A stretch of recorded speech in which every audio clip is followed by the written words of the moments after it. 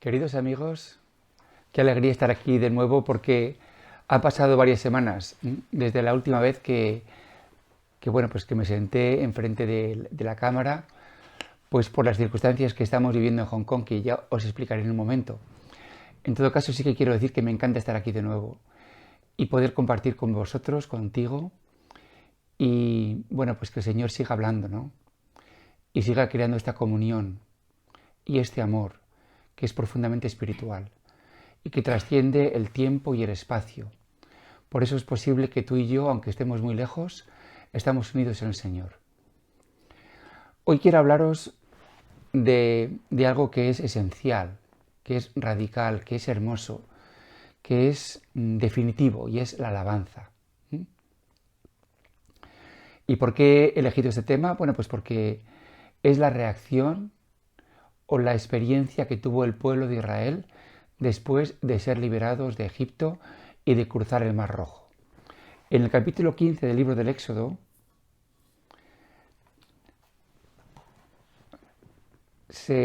aparece este precioso canto al Yahvé porque se cubrió de gloria, arrojando en el mar caballo y carro.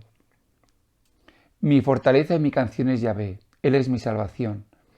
Él es mi Dios, yo le glorifico, el Dios de mi Padre a quien exalto. Un guerrero Yahvé, Yahvé es su nombre. Los carros de Faraón y sus soldados precipitó en el mar.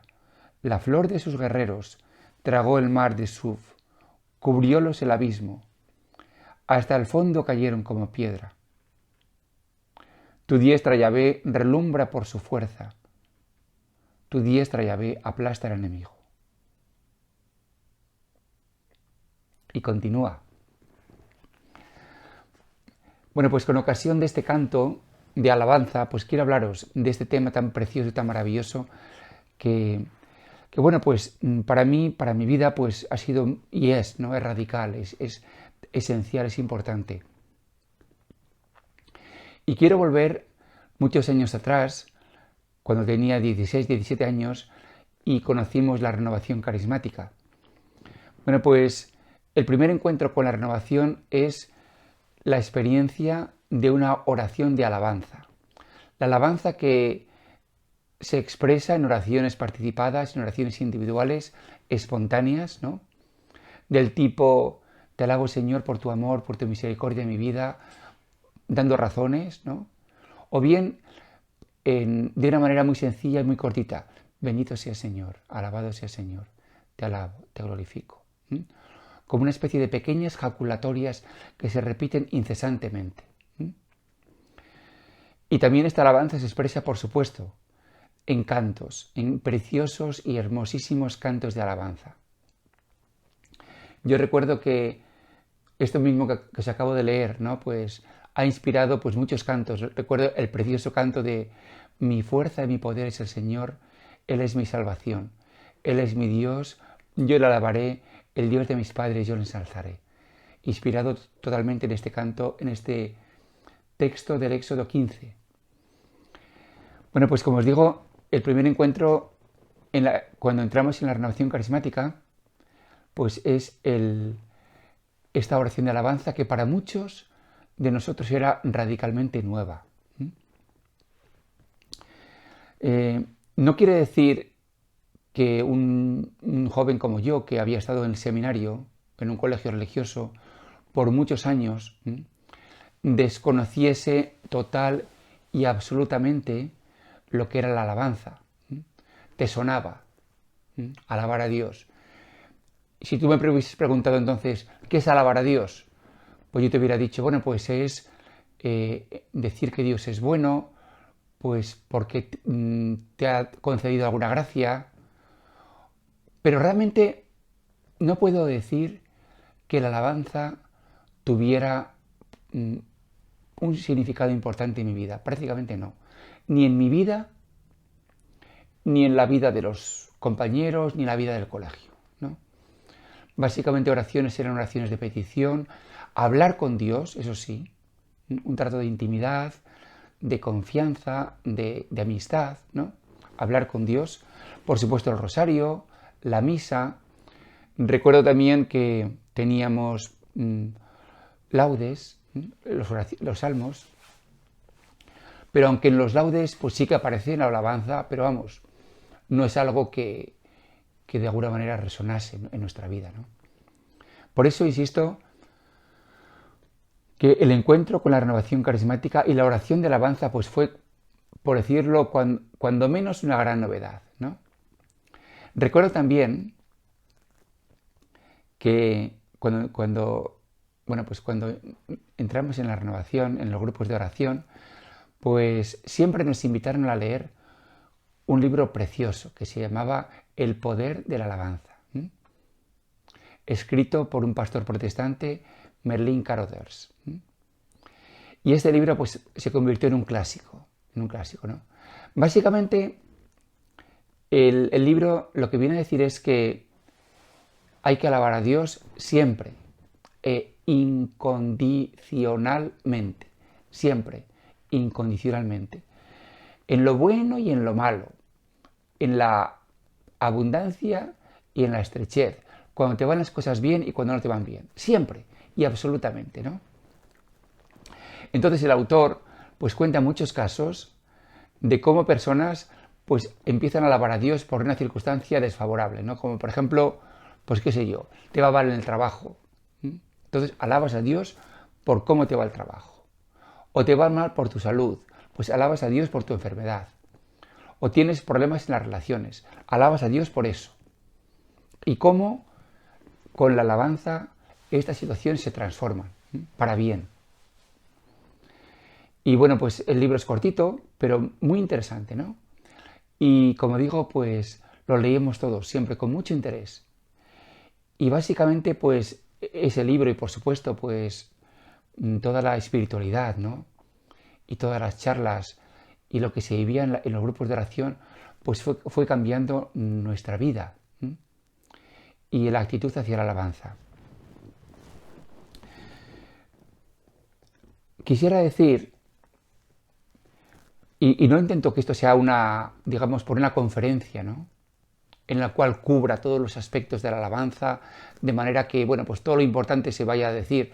No es este el propósito, porque, insisto, quisiera, ¿no?, que esto fuese algo más que unas simples charlas o conferencias y que fuera algo profundamente espiritual, que llegase al espíritu, de espíritu a espíritu. Entonces yo voy a hablar a nivel espiritual, no solamente a nivel, digamos, teológico o de información, ¿no? Y a nivel espiritual tengo que decir que la alabanza es el comienzo de una nueva vida.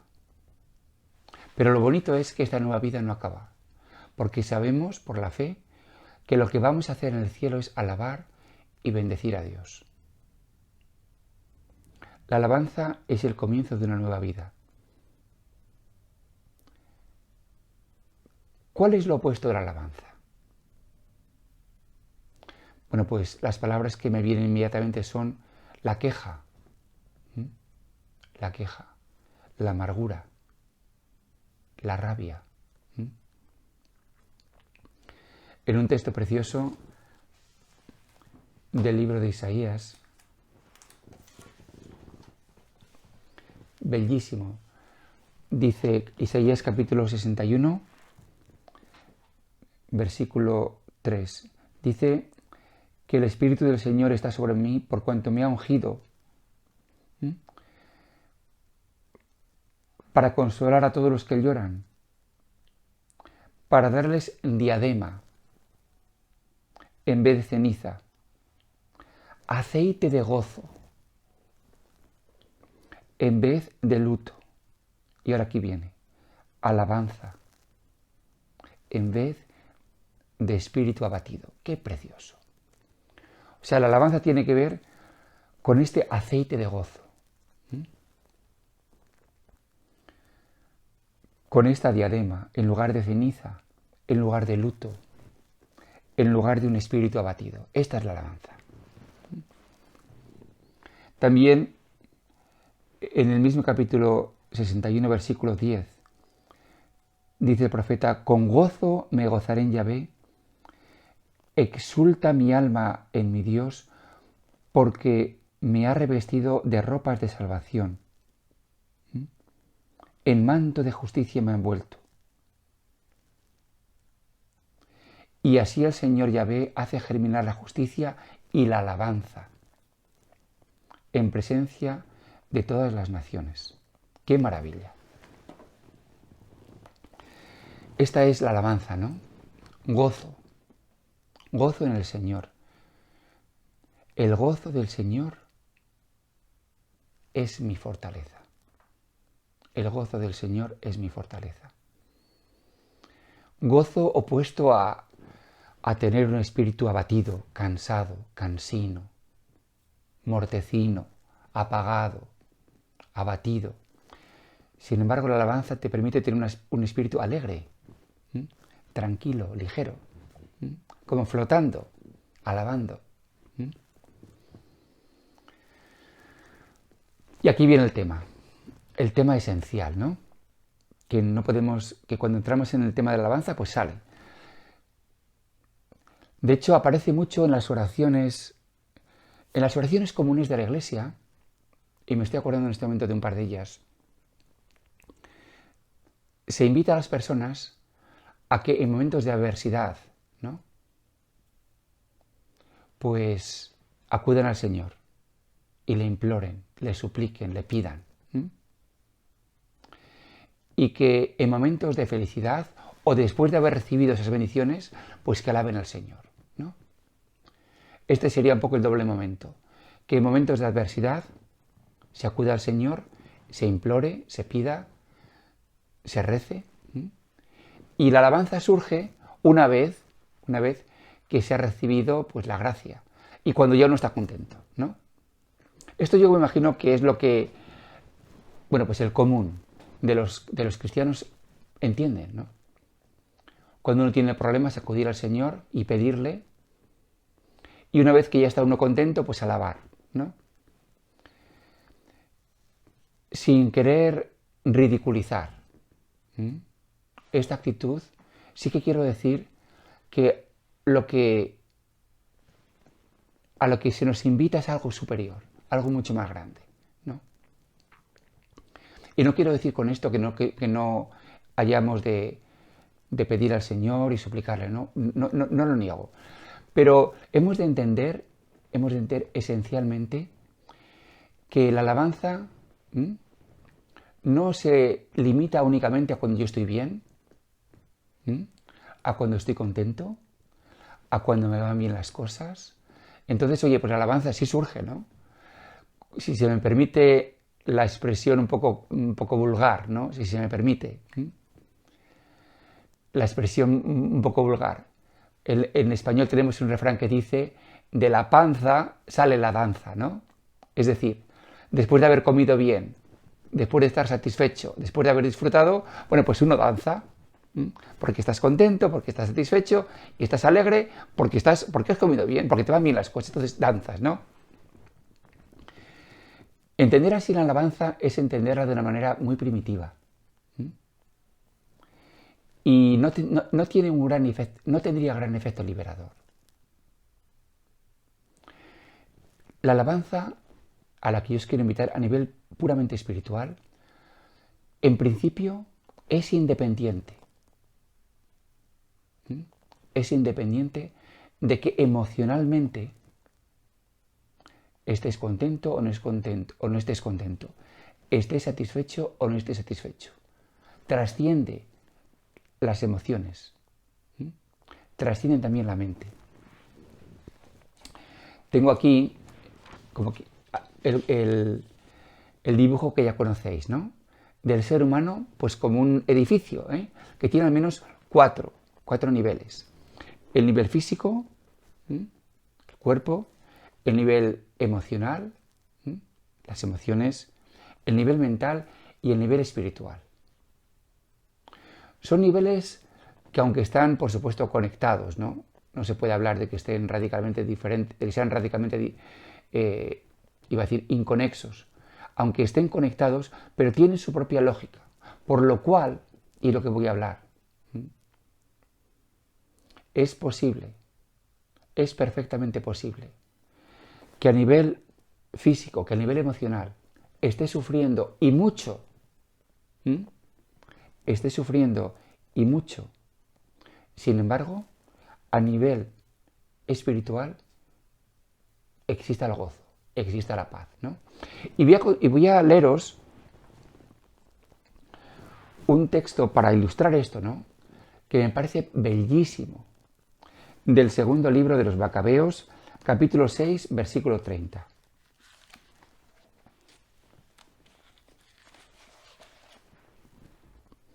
Bueno, pues en este capítulo se habla de un judío que se llama Eleazar, que por ser fiel a Dios, a la ley, a la tradición de sus antepasados, pues es perseguido y finalmente es torturado y muere, ¿no? Pero fijaros las palabras que dice antes de morir.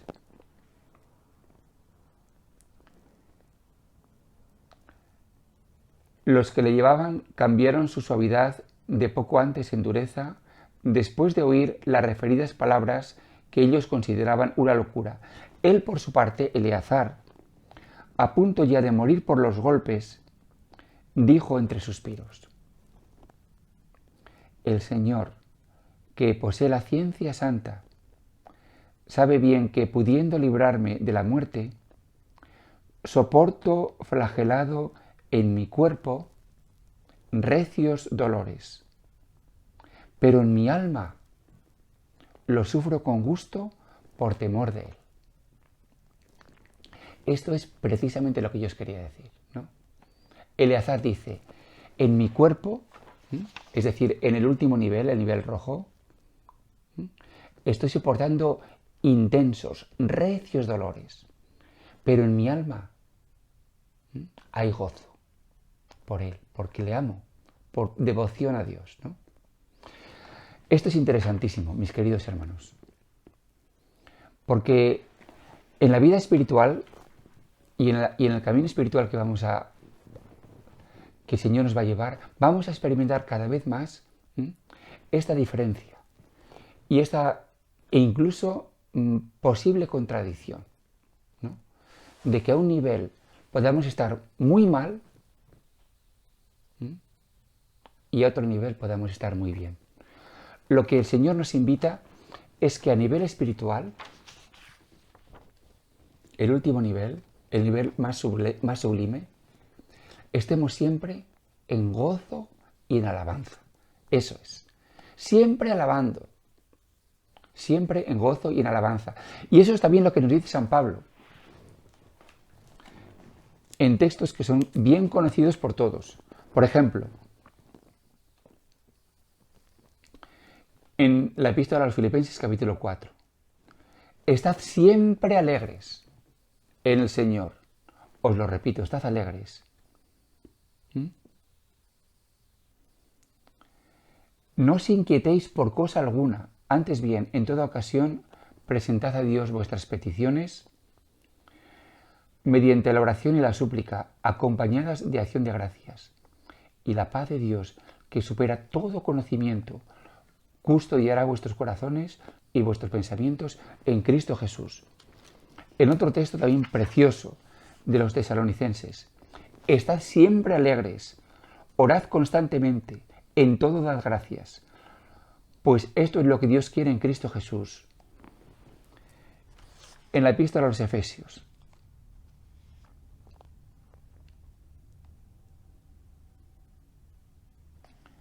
vamos a ver si lo encuentro. Efesios 5, 18, 20, sí.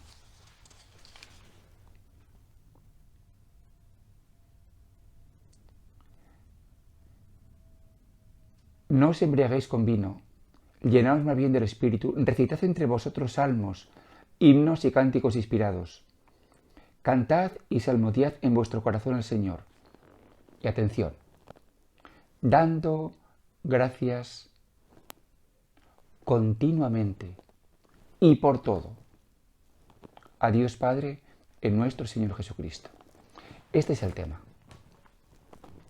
Aquí lo que el apóstol nos dice no es que cuando estemos mal acudamos al Señor a pedirle, que sí, que no se niega, ¿no? Sino que incluso cuando estemos a niveles mentales, a niveles emocionales o a niveles de nuestro cuerpo físico, estemos sufriendo, que eso no impide para que en el espíritu estemos alegres y estemos en paz y estemos en el Señor y que desde el espíritu surja la alabanza. Aunque, como digo, no tengamos ninguna gana. Y esto yo quiero, queridos hermanos, compartirlo para que veáis que no son ideas, ¿no? Ni iba a decir, ni expresiones bonitas, ¿no? Es real. Y se fundamenta en la práctica también. Creo que en alguna otra charla anteriormente os conté que posiblemente el momento más bajo de mi vida ocurrió cuando tenía 24 años, recién ordenado.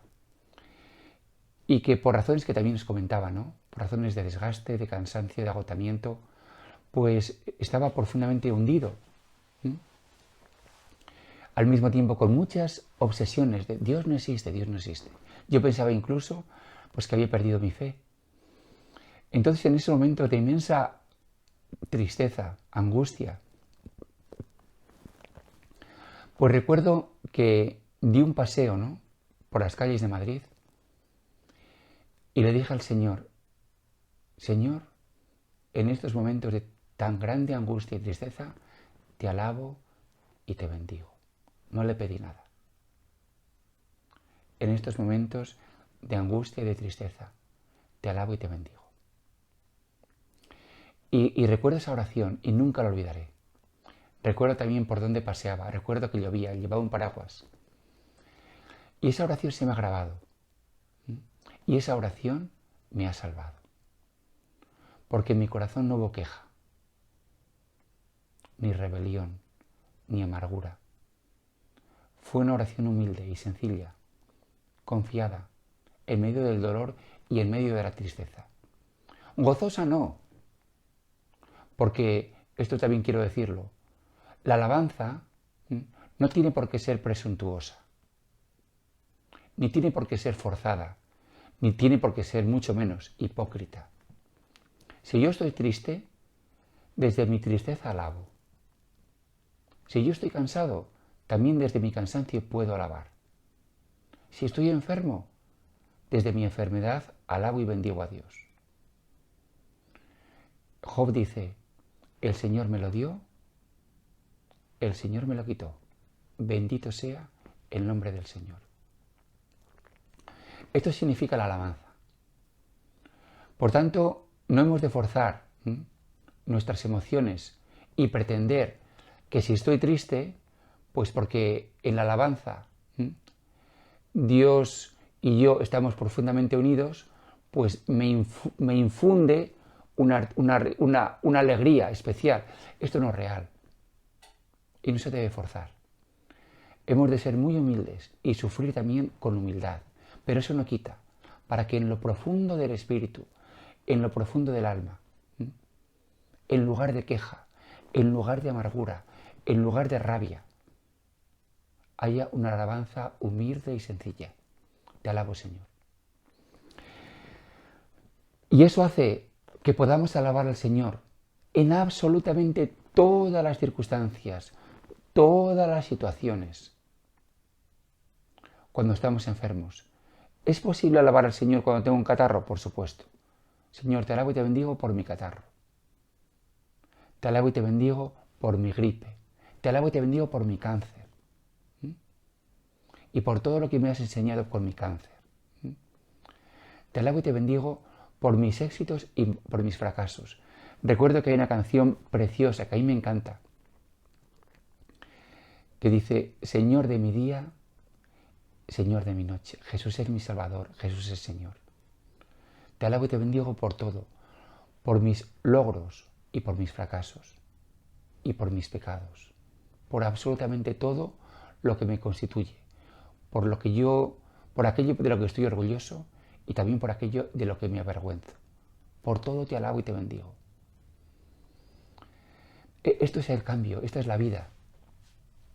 Y quiero contaros ahora, porque me gustaría también que lo conocierais, ¿no? Cómo lo estamos viviendo o cómo estamos viviendo la situación de, en la que estamos en este momento en Hong Kong, ¿no? Con el tema del virus, el coronavirus. Y qué esto significa pues para la población, ¿no? Como sabéis, pues es una epidemia que se inició a finales del año pasado en Wuhan, en China, y que se ha ido extendiendo, ¿no? Se ha ido extendiendo porque el riesgo de contagio es alto.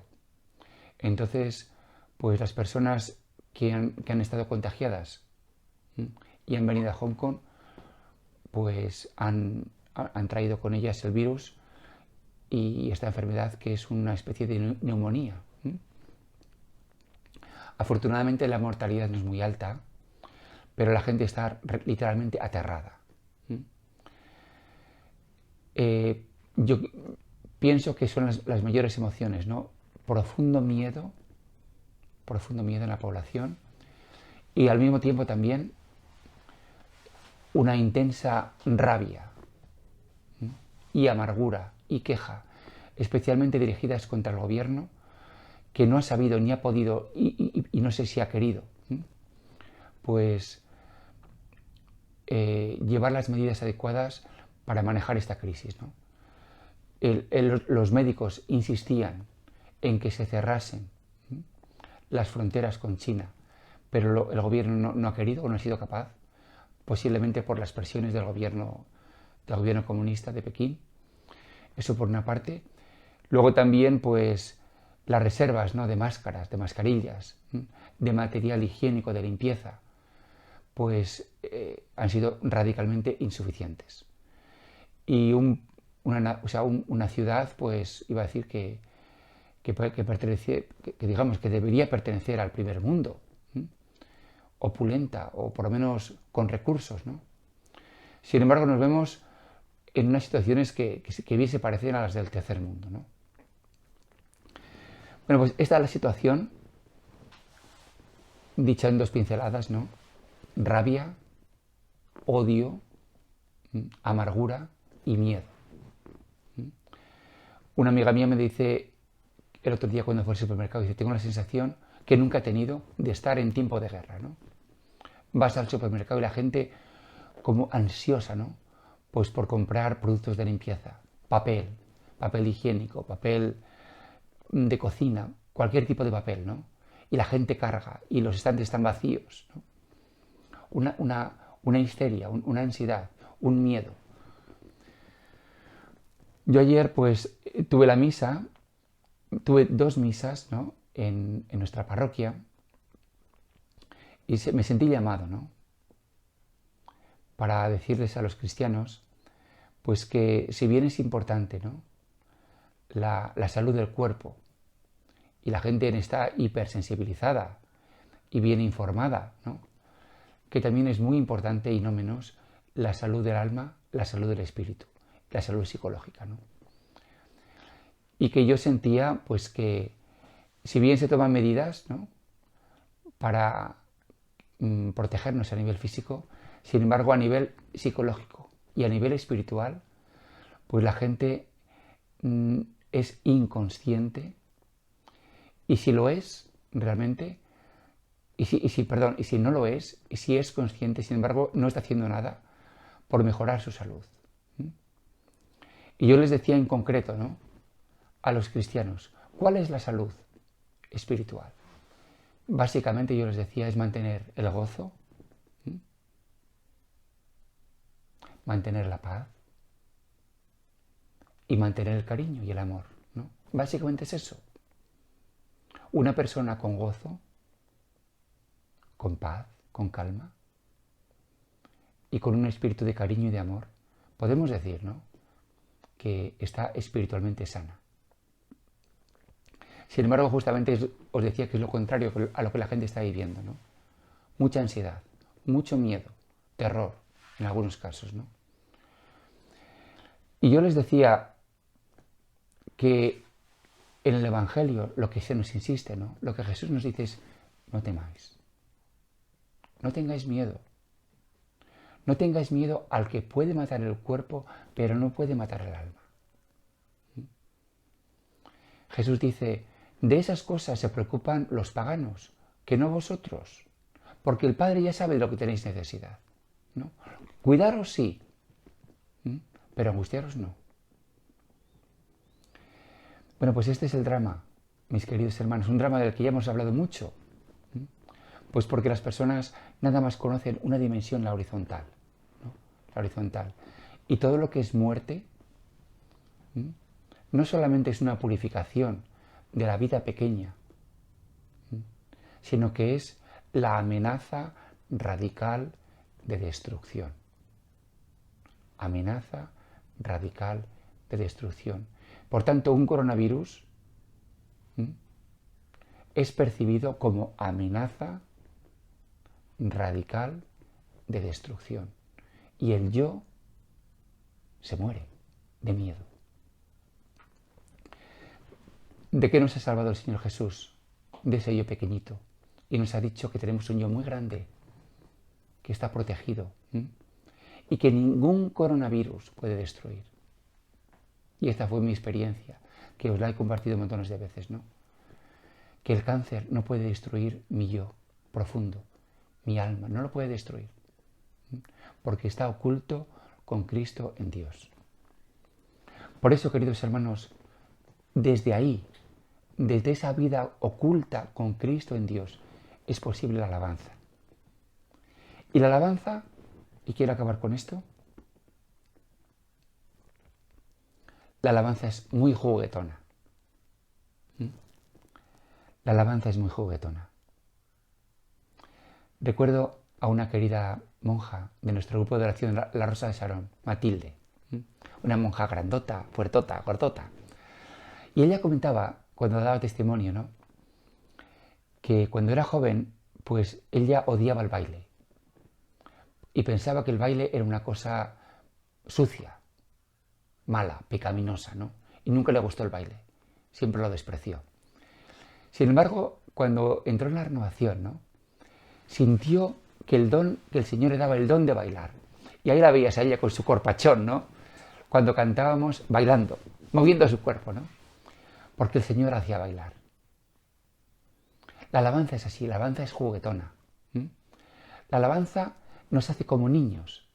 Y lo mismo que David bailaba delante del arca del Señor, la alabanza nos hace bailar. Y esto que nos puede parecer infantil o ridículo es profundo, y muy profundo. Hay un filósofo alemán, Schiller, un filósofo idealista alemán, ¿no? Y este filósofo hace una reflexión profunda y muy interesante, ¿no? Él dice que el adiestramiento para ser buenas personas, ¿no?, la disciplina, que es muy interesante y muy fuerte en la cultura alemana, ¿no?, con lo que tiene de pietismo, con lo que tiene de moralismo, con lo que tiene también de la tradición luterana. Para ellos es muy importante, pues, eso, la disciplina, ¿no?, el orden, la moralidad. Bueno, pues este filósofo entiende que este orden, que esta moralidad, de alguna manera castran y cohíben y hacen a la persona rígida. Y como que crean un conflicto, ¿no?, entre la parte superior y la parte inferior del ser humano. Y él dice que para poder ser liberados de esta,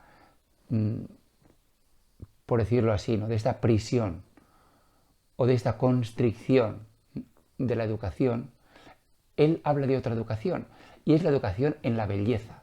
Y él dice que la belleza nos permite disfrutar, y cuando uno disfruta todo el ser, no solamente el ser superior, sino todo el ser. Y él dice que ese disfrute es como un juego, ¿no? Y solamente juegan los niños, ¿no? O para jugar hay que ser como un niño, ¿no? Y entonces en ese juego hay una relajación, no hay constricción, ¿no? Bueno, pues eso exactamente es la alabanza. Y por eso en nuestros grupos de oración, ¿no?, hay también un espíritu de relajación. No hay tensión, ¿no? La gente juega. Qué bonito es todo esto. Aquí tengo también una cita que la descubrí esta mañana, preciosa. Dice que la devoción a Dios, solamente en su pureza, es el centro de la vida religiosa. La devoción a Dios por sí misma es el centro de la vida espiritual y de la vida religiosa. ¿Qué quiere decir esto?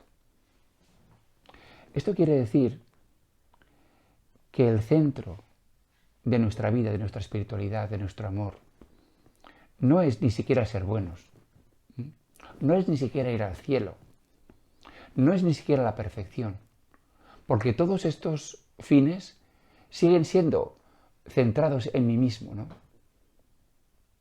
Sin embargo, el amor a Dios, la devoción a Dios, la alabanza a Dios, es el centro en el cual yo ya me pierdo y ni siquiera me busco a mí mismo, busco a Dios. Y entonces Dios es el centro. Y esto va a ser lo único que hagamos toda nuestra vida. Por eso es profundamente liberador. Por eso la alabanza es liberadora. Porque yo ya ni me preocupo de mí mismo, ni me preocupo de mis pecados, ni me preocupo de mi salvación. Sencillamente juego y disfruto y me olvido y me pierdo. Y al perderme, me encuentro. Por eso, queridos hermanos, desde ahora, practica. No esperes a sentir. No esperes a tener el corazón lleno de emociones. Practica con sencillez y con humildad. Basta con una sencilla oración. Te alabo, Señor, y te bendigo por tu bondad, por tu belleza. Porque estás conmigo siempre. Te sienta o no te sienta, te entienda o no te entienda. Yo sé que estás conmigo. Te alabo y te bendigo.